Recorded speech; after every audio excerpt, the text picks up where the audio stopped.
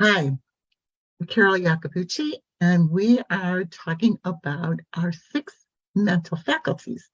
The mental faculty we're going to be talking about today is called the will. Now, many of us think of this as willpower, okay? But willpower is not the same as the will. Willpower has like that force built into it that we have to, oh my gosh, we have to push this forward using our willpower, and it's not sustainable. So think about like having a beach ball and holding the beach ball underwater. Okay, you can use your willpower to hold it underwater for a while, but then what happens is your arms are going to get tired. And at some point, when you let go, that beach ball is going to come back up to the surface of the water. And another example is like our New Year's resolutions. If we just think we're going to do it through willpower, through forcing this to happen, at some point we're going to get tired and we're going to get distracted, and outside sources, resources, and thoughts are going to take over. And we're going to lose that focus and we're going to go right back to the way we were. So it is not willpower. This is something different called the will. So, we've already talked about imagination, and imagination is what we're going to use to create our vision, to create what we would love.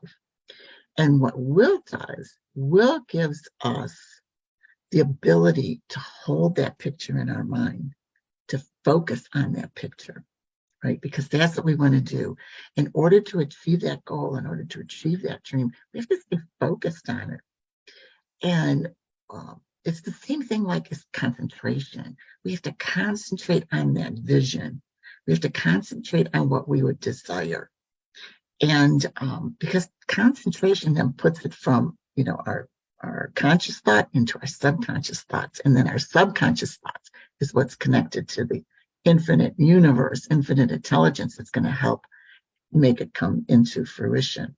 So we really need to think about that will of holding on to that dream or idea we created using our imagination. President John Kennedy asked Dr. Wernher von Braun, what would it take to build a rocket that would carry a man to the moon and bring him back safely to Earth? Another important thing there. And von Braun answered him in 5 words: the will to do it. He didn't say, oh, we've got to study, all the gravitational pulls. We don't know the mechanics involved. We don't know all this. No, he didn't focus on all the things he didn't know. He said, what it would take to do it is the will to do it.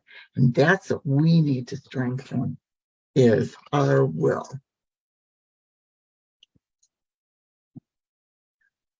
So the idea of the will is by focusing, it's not using force. And the reason it doesn't use force is that we want to use this idea of pull, that we're focusing on an image that we love so much that we want to keep it inside of us. We want to think about it and dwell upon it, and we want to actually embody it and become it. And then it's not so much as a force, it's a pull to something that we would love. The other idea is that if we had this, what we imagined that we would love, how would we feel? We would feel grateful, right? And so, as Taz was telling us about the attitude of gratitude, we want to bring that attitude of gratitude into embody it now, that we are grateful for this gift and this image and this life we're creating, regardless of what the circumstances are right now, what our current circumstances are. We want to be living into the dream, living into the image. So we have to learn how to center our mind and hold an image of the good that we desired.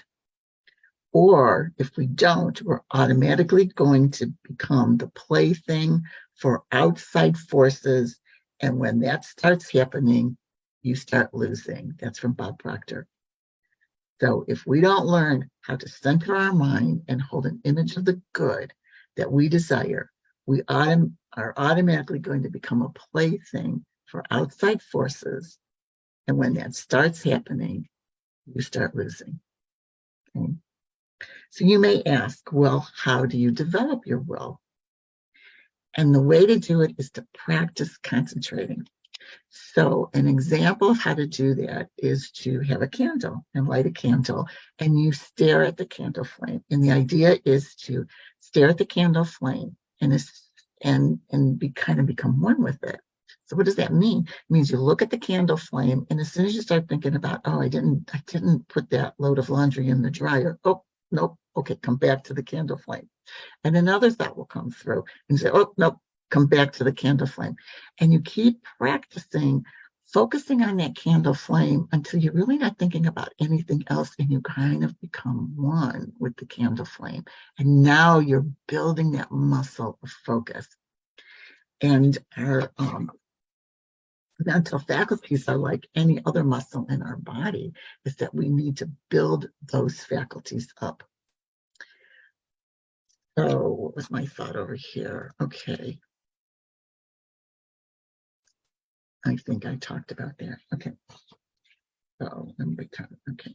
I have little notes here. I want to make sure I get through everything. So think about concentration like a professional dancer or professional skaters when they're flying around the ice and he's throwing the girl up in the air and then he catches her on the beat. I mean, it's just magical, right? But what are they doing? They're blocking everything out. They're not thinking about the audience. They're not thinking about anything else except the music and their routine and their timing, right? And they're focused. And they're focused on that, and it becomes reality. It's beautiful. And we have to learn to focus on what we would love, on what we want to do. Emerson said, the only thing that can grow is the thing you're giving energy to. So we want to give energy to the things that we're focusing on. So think about this. In your room, wherever you are, there's light in there. And the light is, lighting up that whole area. And it just kind of goes everywhere until we take that light and focus it into a laser beam. And once we focus it into a laser beam, that laser beam can cut through steel. That's how strong it is. And think about this. Our mental ability to focus is stronger than any laser beam. So we really want to develop our mental capacity to focus.